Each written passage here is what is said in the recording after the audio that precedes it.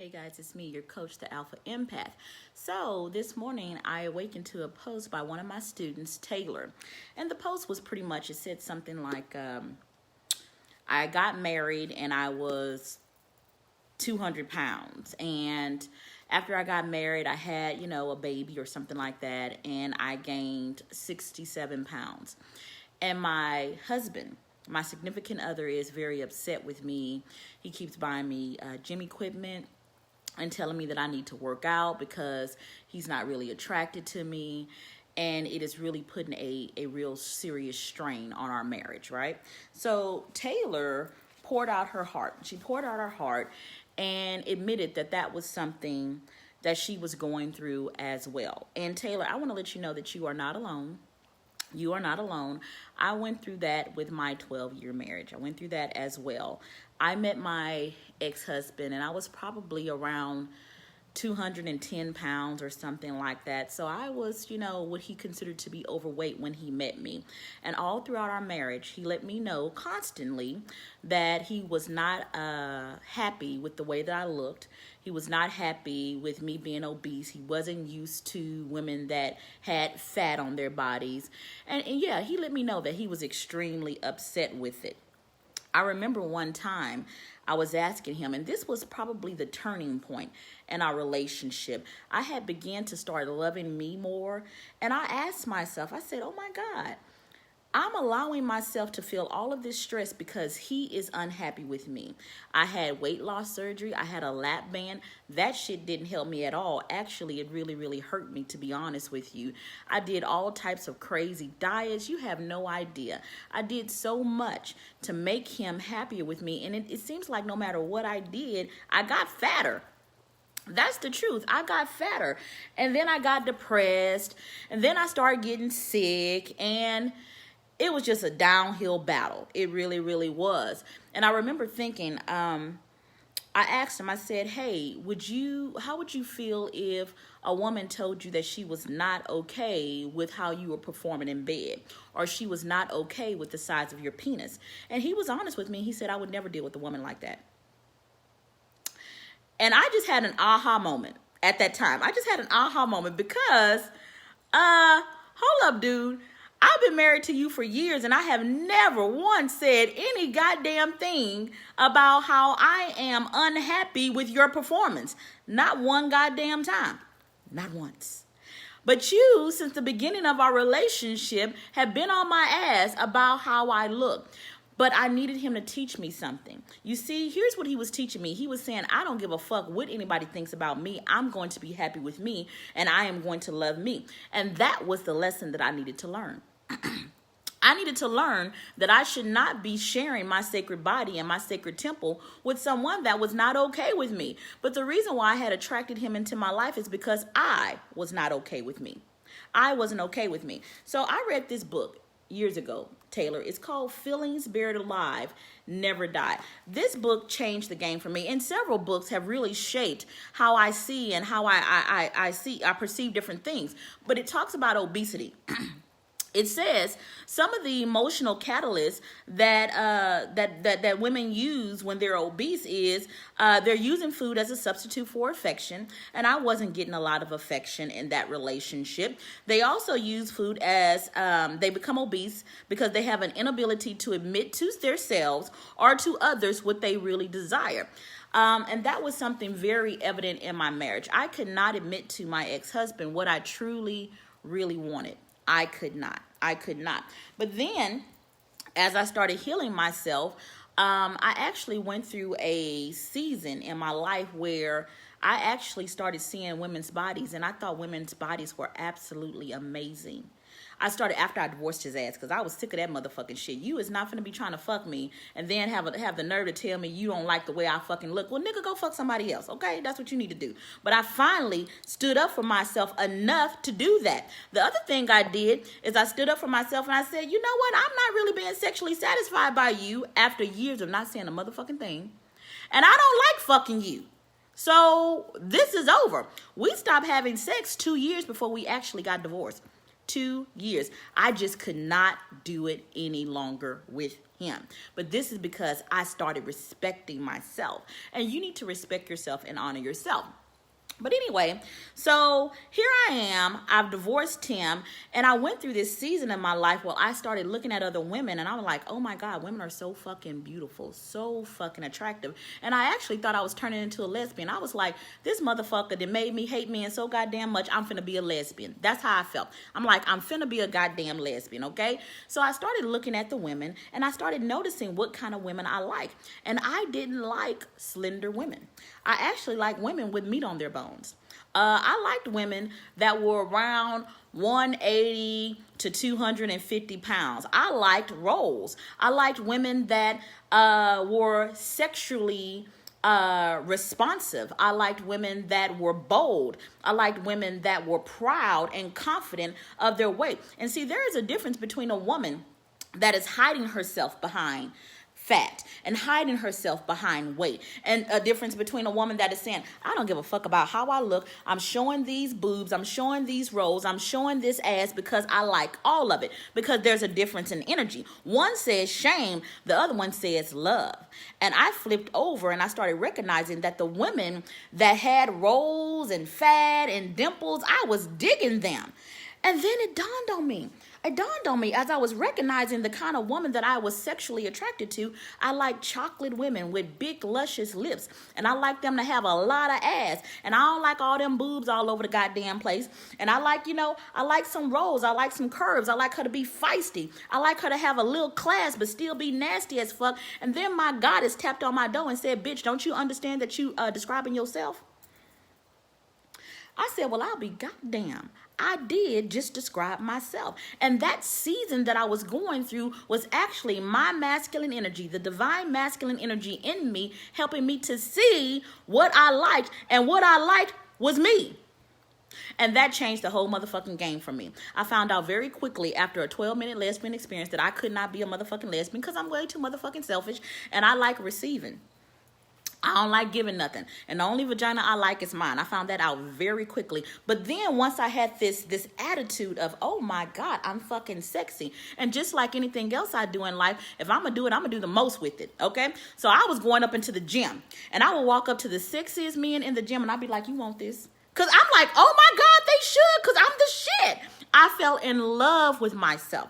I fell in love with my body. I fell in love with my rolls because what I found is that women that had curves and was proud of those curves and represented those curves, their bodies were actually more interesting. So then I said, oh, all these women, they all fucking look the same. I don't want to be shit like that. It's like all women is trying to have the perfect body and they're all conforming to a insecure male's image of what a beautiful woman is. And I didn't want to have any parts of that. But women that had a little meat on their body, yeah, I was like, oh, y'all unique. Y'all, look at y'all. I like that shit. They had more to, it was like, instead of, it was like going to an unexplored territory and being able to see cliffs and valleys and mountains and hills and all this kind of stuff. And I was in love with it. And because I fell in love with myself, I felt like every other motherfucking man should love me too. That's how I felt. So then I started showing everything. I have on this see-through top because I actually have a lunch date later on today. And I'm going to let his motherfucking ass see all this shit. Now I have on a long, beautiful form-fitting pencil skirt. Got my ass all the way on my back. And I love it because he going to see that fat ass too. He going to see these rolls in the back. And he better fucking love it because I love it. And if he don't love it, he's not worthy of me. Because I'm not going to allow somebody in my life that makes me feel bad about all of this. I love it. I absolutely love it. So Taylor, if a woman, and what I have found to be true, if a woman is gaining weight and shit after marriage, she's probably unhappy. That's probably what's going on. And I know what you said. Oh, she let herself go. I want to rephrase that. No, she stopped demanding from him what it took for that romance to keep going in the relationship, and now she has taken on too much responsibility within the relationship, and she's not happy, and she is suffocating and smothering herself, and she is actually punishing herself, because you can be a big girl and be beautiful as fuck You can be beautiful as fuck. And I tend to be like that. Now, I had some a little insecure man gonna sit up here and tell me I don't really qualify for the BBW category. And I told him to kiss my fat ass. That's what I told him to do. Because I'm gonna qualify for every motherfucking category. I'm sexy. I'm sensual. I'm voluptuous. I'm in love with myself. And any man that is going to be with me better be more in love with me than I am. He better fucking eat me like them men on TikTok was eating them papayas. He better act like I'm his last motherfucking meal. He better have my juices all over his motherfucking face. He better kiss every crevice, every dent, everything on me, because that is how I treat myself. And here's the truth. When it comes to sex, I know how to please myself. So if you want to participate with me, you gonna have to worship me. Having sex with me gonna have to be a worship motherfucking experience, or we not gonna do it. We just not gonna do it, because I am so in love with my damn body. So in love with my body. Now, I go to the gym every day, but it's not to get a man. It's because when I started really loving myself, I was like, hold up here. My ass is kind of falling a little bit, and I like it jacked all the way up. So I'm going to go to the gym because I like to see my ass jacked all the way up. I'm going to drink a gallon of water a day because this beautiful body that I have, I don't like too much cellulite on it. And I know that water gets rid of cellulite. It really does. Y'all really should try this shit. I'm also going to drink a lot of water because it makes me feel good. It helps flush out emotional toxins. Now, I am bigger now than I was when I met my ex-husband. But when I tell you he is all up in my shit, all up in my shit. And then it dawned on me, it don't have shit to do really with the weight. It has to do with the confidence and how a woman feels about herself. Now, with that being said, because I love myself, I am going to do what it takes to take care of myself. That's what I'm going to do. I worked in healthcare for 20 years, and I saw skinny people have heart attacks just like I saw fat people have heart attacks. It's really about self-love, because loving yourself is such a high fucking vibration. Such a high fucking vibration. And that vibration heals the body. Listen, if you've been following me for a while, you recognize that I had 4. 1, 2, 3, 4. I had 4 strokes. 4. And people said, well, it's because you're fat. That's what my ex-husband told me. But the truth is that after I divorced him, I stopped having them. I completely stopped having them. I was having a stroke every 6 to 9 months for 3 years straight. For 3 years straight, a stroke. And it had to do with the energy that I was getting from him and how I was feeling about myself while I was with him. Ladies, if you are in this type of relationship now, and a man, now y'all know what I teach y'all. If you're one of my students, I tell you, a man should not enter your temple at all unless he thinks you the motherfucking shit. Because you think he just leaving a nut. But no. He's leaving about how he feels about you within you. And if he doesn't feel like you're gorgeous and you're beautiful and he just wants to love you forever and kiss every part of your body, well, what the fuck is he leaving in you? Is he leaving more insecurity in you? You're wondering why you're so fucking insecure? Because that man is not really secure in his love for you. Do not allow a man to enter into your temple if he is not head over fucking heels all up in your shit. I mean that. Man, y'all have no idea. My battery is running out here. But you girls better really understand what I'm saying. Do not allow a man to enter in your temple because he's going to leave insecurities within you because he's not really for real about you. If he is not, your job, ladies, is to make sure your cup is filled. You don't use a man to fill your cup and to have him make you feel good about you. You should already motherfucking feel good about you. You should. Now, when he comes to you, he is bringing your cup to overflowing. That's what he's doing. That's what he's doing. He's not filling an empty cup. It is your responsibility. It is not his. It is your responsibility to teach him how to love you. And if you love yourself, if a man comes to me now and tries to say something about my body, I'm going to tell that motherfucker to get lost. Quickly. Because first of all, I'm going to say he's fucking insane because I am the shit. Why would he? You see these motherfucking waves? He probably jealous of me because he can't get his waves like I get my waves. That's probably what I'm going to say. If I don't say that shit, I'm going to say, well, maybe he's jealous because my skin is all melanated and all chocolate and all smooth. Maybe he's jealous because my lips are all full. Maybe he's jealous because he want me to kiss him and I'm refusing to do so. That's what I'm going to say. Maybe he's jealous because he wanted to rub on his fat ass and I'm not allowing him because he doesn't qualify. That's really how I feel. Ladies, if you are emotionally eating, you need to ask yourself, why are you doing it? Instead of focusing on, oh, he doesn't like me because I'm obese and I'm fat and he's not attracted to me anymore. Fuck that. Are you attracted to you? I am so, y'all don't, when I have sex with myself, I be all into myself. I be all in, and I'm telling you, a man gonna have to bring his motherfucking A game. He's gonna have to bring his motherfucking A game because I know all the hills and the valleys within this body. I know what I like. So what the fuck are you bringing in with me to the table that I would even want to share with you? Why do I want to share my worship experience with you? Because it's pretty motherfucking perfect.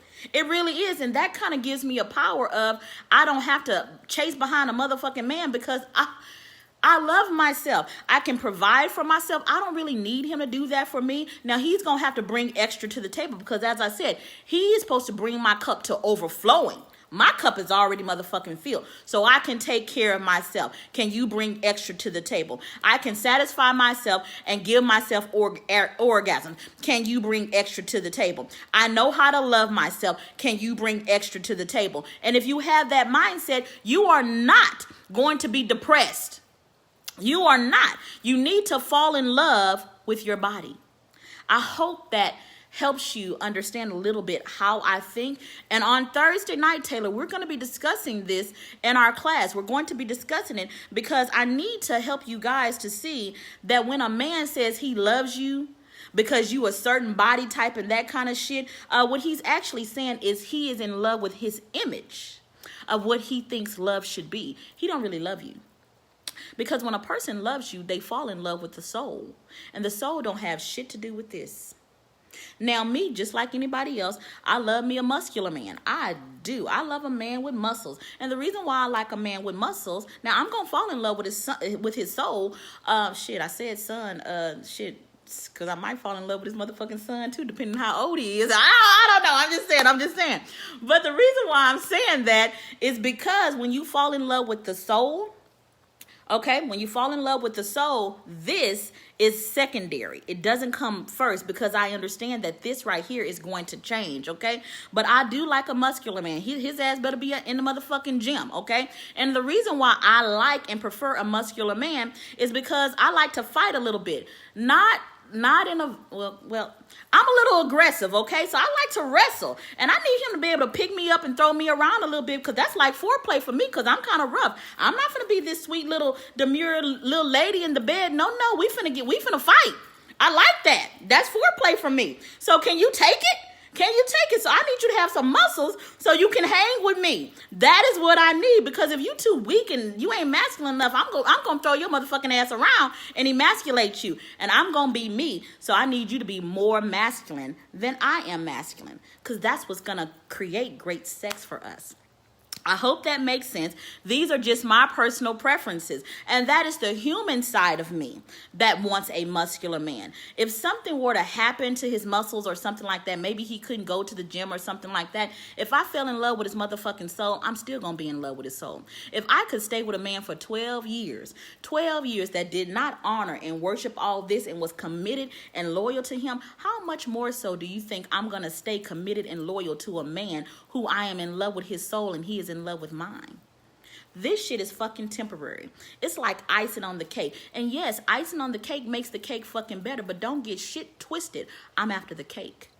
That's what I'm after. The icing can motherfucking change. If I have a chocolate cake, I'll put some chocolate icing on it. Sometimes I might have some motherfucking vanilla icing on it, okay? But I like the cake.